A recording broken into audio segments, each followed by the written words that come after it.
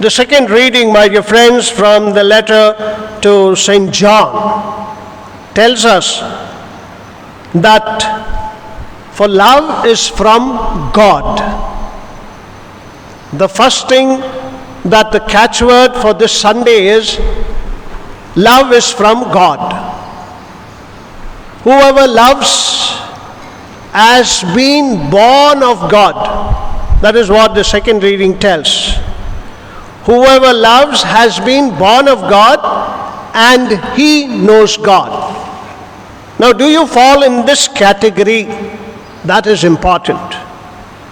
We all know love is all around us. All that we have to do is feel love, touch love, experience love, conquer love, do anything for love. And it is love that made us. Love it was that saved us. God's plan was love. And you and I still fall in love. You and I are still fallen in love. You and I have experienced love. And today, Jesus wants to make this love an intimate love. An intimate love to show that He doesn't want you to consider Him something very high or great. He wants to consider you, each one of you, to consider Him as a friend. Therefore, my dear friends, today's gospel reading tells us the two models of personal relationship with Jesus Christ. Two important models. Very simple. The first one is as a servant. My relationship with Jesus is as a servant. The second one is my relationship with Jesus is as a friend. Now, these are the two models that we see in today's gospel reading. At any given point of time in our relationship, in our journey of faith, one of these two will be very dominant. When we are in that journey of faith with Jesus Christ, I may always consider myself as a servant and He as my God. That may be very dominant in my journey. Or in my journey in faith with Jesus Christ, my relationship with Jesus as friend and friend. He is my friend, I am His friend. And that may be very dominant. And that is the reason why He very clearly says that you are my friend. Well, my dear friend, Jesus is seen quite often as a master to be feared, as a master to be afraid of, as a master to be respected and obeyed, as a master to be always looked at as one to whom we are all subjected. But He says, the model of my friendship with you is friend-friend love. That is the intimacy of love and the familiarity between me and Jesus. Today's gospel reading, my dear friends, challenges each and every one of you very radically to relate that the discipleship with Him is friend to friend rather than master to servant. So you and I should establish this very clearly in our lives, that my relationship with Jesus is friend to friend. Not anymore master-servant relationship.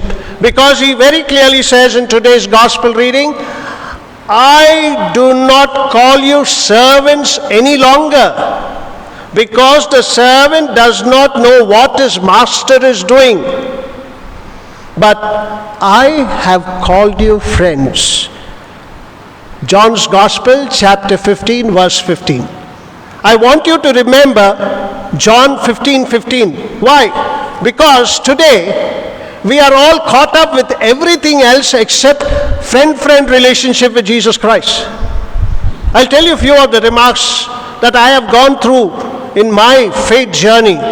Father, you are wearing shoes and going on to the altar. And what would be my reply when people ask me, Father, you are going on to the altar with your shoes? Did you not see what did Yahweh say to Moses? Remove your sandals because this is a holy place. And I would always reply to them, see, I am a sinful man, but my shoes is not a sinful soul. The shoes has a soul, soul. And the soul does not sin, but I sin. And that is how I tell them.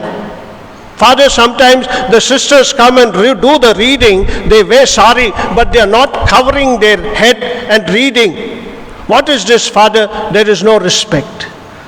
I tell them, are you reading or listening to the word of God, or are you looking at the posture and the face and the mukkada? There are some people who will say, Father, you are lifting the Holy Communion in one hand. Actually, you must lift both with both hands and say, take this, all of you. Are we caught up with the rubrics? Father, your sermon is not good. Did you hear the gospel?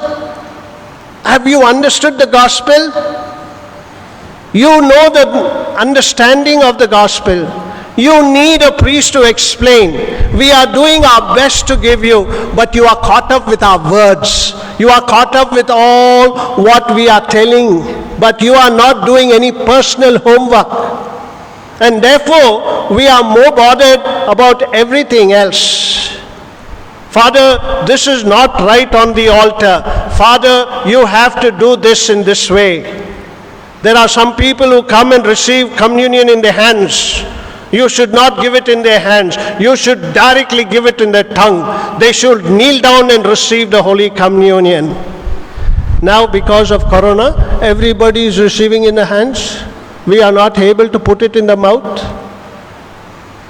God wants to make it clear that we are all caught up with all the actions that are there in the Holy Eucharist, rather forgetting the real essence of the Eucharist, forgetting the real essence of His love. And therefore we see very clearly our relationships with Jesus is a subjected one, because I look at all these observances. I fear Jesus because I have made mistake in certain of these actions that I have went wrong with.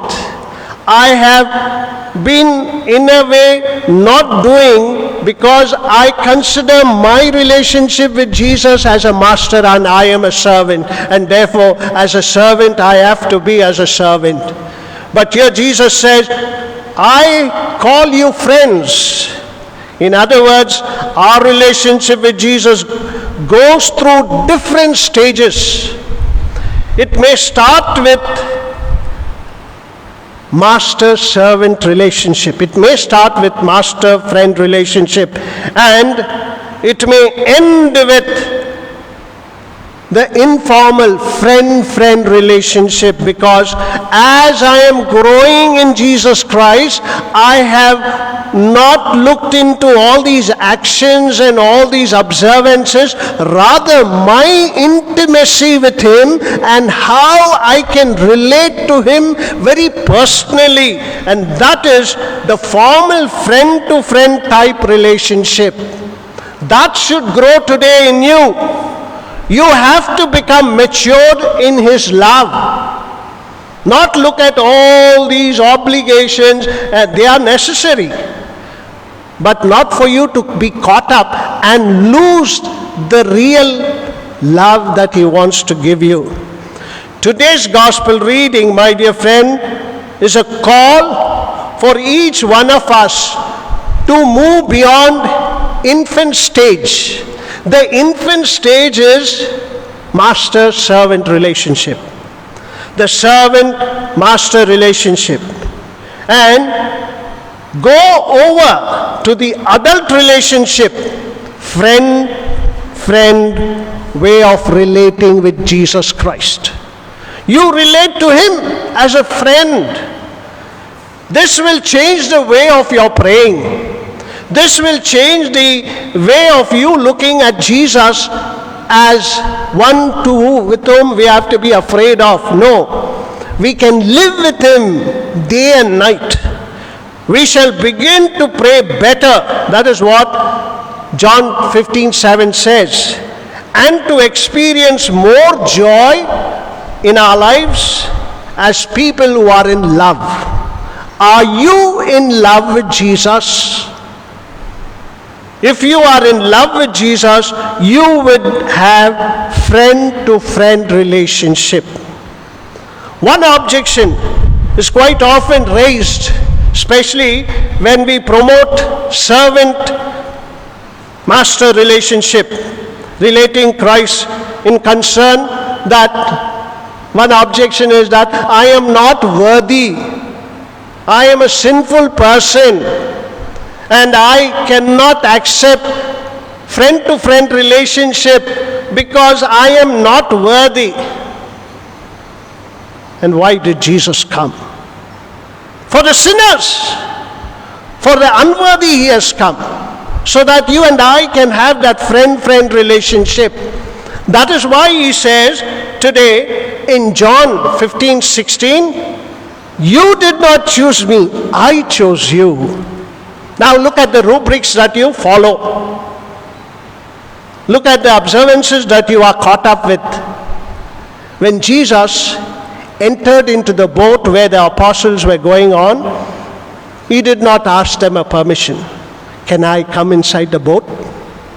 He did not ask them, Peter, you are the master of this boat, can I enter into it? He got into the boat because he knows what he has said. You did not choose me, I chose you, and therefore I can enter into your life, I can enter into your boat, I can enter into your home, I can enter into any situation of your life. And therefore, I need to establish friend-friend relationship because he chose me. If I have chosen him, then I should continue to have servant-master relationship. The key for all this is to keep his commandments, because finally he says, you are my friends if you do what I command you. What is that he is commanding you? Have friend-to-friend relationship. Don't call me master and you as a servant. You are my friend. This is my commandment, that you love one another and bring my love alive. Grow in this love, my dear friends. The Lord offers to us friendship, not only friendship. He also offers us intimacy. By this, you and I can know that he is our greatest friend. Today, when we celebrate the Mother's Day, our mother is the greatest friend in our life. Our mother is the greatest gift in our life. Our mother is considered as one who is 24/7, 365 days working for us. And every mother is so. Therefore, for me, I find my relationship with my mommy as friend, not mother who is commanding me and I am subjected to her. No, she's my friend, my guide, my philosopher, my lover. And this is what Jesus wants to tell you on the Mother's Day, that you and I should and must, by his command, be friend to friend, related to him in the intimacy of his love.